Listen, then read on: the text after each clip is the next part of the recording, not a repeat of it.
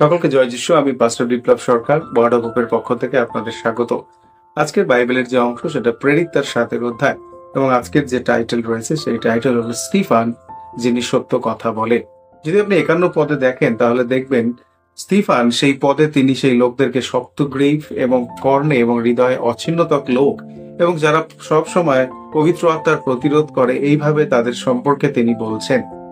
একবার team brown সেই Eugene পিটারসনকে তিনি একটি সেমিনারে তিনি এরকম প্রচার করতে শুনেছিলেন, এবং বিশেষ করে সেই সেমিনারটা ছিল পাস্টারদের উদ্দেশ্যে, এবং তিনি বলছিলেন যে প্রত্যেক সপ্তাহে যখন লোকেরা চার্চে আসে তারা মনে দুটো প্রশ্ন নিয়ে আসে। প্রথম প্রশ্ন যে আজকে যে চার্চে কাহিনী বলা হবে, এবং দ্বিতীয় এই কাহিনীতে আমার একটা ভূমিকা থাকবে।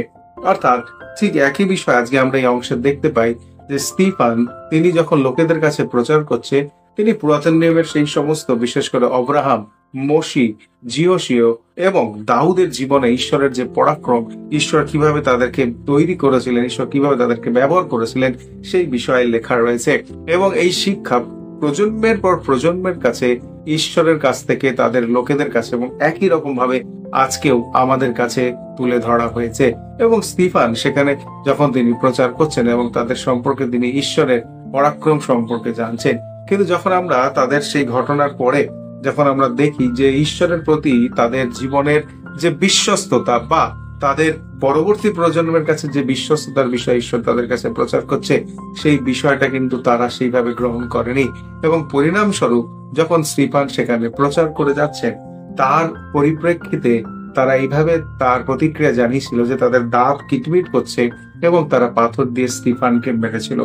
ঈশ্বর এই পৃথিবীতে মানুষকে তিনি তাহার পরিকল্পনা অনুসারে যখন গঠন করেন, প্রত্যেক মানুষকে তিনি চান যেন তার কাহিনী, অর্থাৎ ঈশ্বরের কাহিনীতে যেন আমরা সঠিকভাবে সাড়া দিতে পারি, এবং সেই সাড়া যেন ঈশ্বরের জন্য আমাদের জীবনের একটা পরিকল্পনা হতে পারে। মনে রাখবেন, আপনি যখন সকাল থেকে ঘুম থেকে ওঠার পরে যখন আপনি আপনার কাজের জন্য প্রস্তুত হন, সেই কাজের জন্য আপনি এইভাবে নিজেকে প্রস্তুত করেন যেন আপনি সুষমাচারের জন্য নিজেকে নিয়ে যাচ্ছেন, যেখানে আপনি সুষমাচার দেবেন। যখন আমরা স্টিফানের সেই ঘটনার বিষয়ে দেখতে পাই যে স্টিফান যখন তাকে পাথর দিয়ে মারা হচ্ছে, স্টিফান সেই সময়ে কিন্তু যিশু সেই ক্রুশীয় যে বাণী, যে পিতা এদেরকে ক্ষমা করে দাও, সেই বাণীটি একটা উদ্ধৃতির অংশ যেন তিনি সেখানে বলছেন যে এদের পাপকে তুমি গণনা করো না, এবং সেই ব্যক্তিদেরকে যারা তাদেরকে কঠিন অবস্থার মধ্যে দিয়ে নিয়ে যাচ্ছিল। আজকে আমাদের কাছে প্রভু যীশু খ্রিস্ট এবং স্টিফান একটা বিশাল বড় সাক্ষ্য, এবং মনে রাখা দরকার দৈনন্দিন জীবনে আমাদের কাছে দুটি বিশেষ উপায় রয়েছে। এক, সমস্ত লোকের কাছে আজকে যেন আমরা বাইবেল রূপে নিজেকে প্রকাশ করব, এবং দ্বিতীয়, প্রভু যীশু খ্রিস্টের সাক্ষ্য স্বরূপ আমরা স্টিফানের মতো সমস্ত মানুষের কাছে পৌঁছাবো।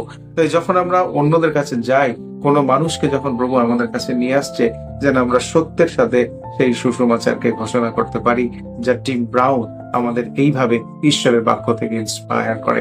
তাই যখন আজকে আমরা প্রার্থনা করি বিষয় নিয়ে, তখন ঈশ্বরের কাছে এইরকম ভাবে প্রার্থনা করি যে প্রভু, তুমি আজকে আমাকে এইভাবে শক্তি দাও যেন সকলের কাছে তোমার সেই সুসমাচারের সত্যতা সম্পর্কে বলতে পারি।